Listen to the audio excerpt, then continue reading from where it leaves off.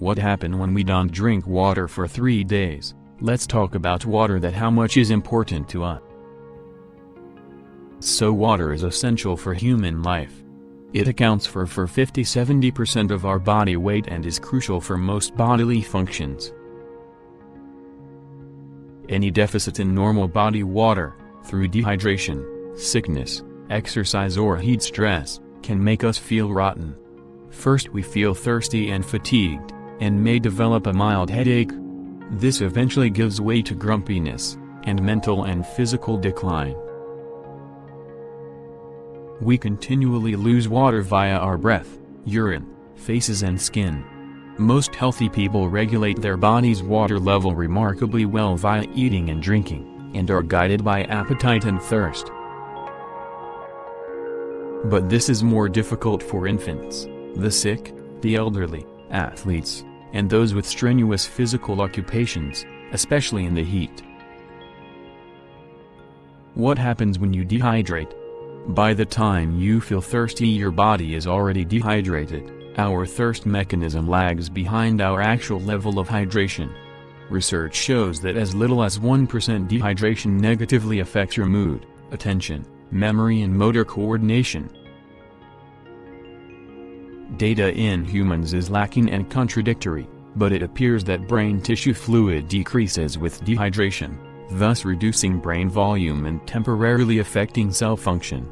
As you lose body water without replacing it, your blood becomes more concentrated and, at a point, this triggers your kidneys to retain water. The result, you urinate less. The thicker and more concentrated your blood becomes, the harder it is for your cardiovascular system to compensate by increasing heart rate to maintain blood pressure. When your dehydrated body is pushed, such as when exercising or faced with heat stress, the risk of exhaustion or collapse increases. This can cause you to faint, for instance, when you stand up too quickly. Less water also hampers the body's attempts at regulating temperature, which can cause hyperthermia, a body temperature greatly above normal. At a cellular level, shrinkage occurs as water is effectively borrowed to maintain other stores, such as the blood. The brain senses this and triggers an increased sensation of thirst. How much should I drink? Normal water needs range drastically due to a number of factors, such as body composition, metabolism, diet, climate and clothing. Surprisingly, the first official recommendation about water intake was made as recently as 2004. According to the Institute of Medicine, the adequate water intake for adult men and women is 3.7 and 2.7 liters per day, respectively. Around 80% of total daily water should be obtained from any beverage, including water, caffeinated drinks and alcohol, and the remaining 20% from food. But of course, this is just a rough guide. Here's how to monitor your own hydration. Number 1. Track your body weight and stay within 1% of your normal baseline.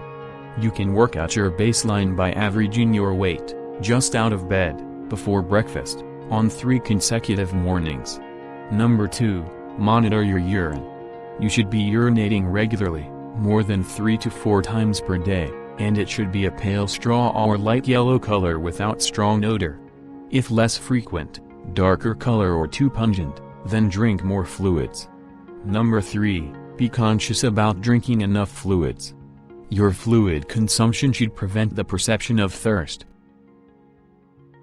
Thanks for watching. Please subscribe our channel for more videos.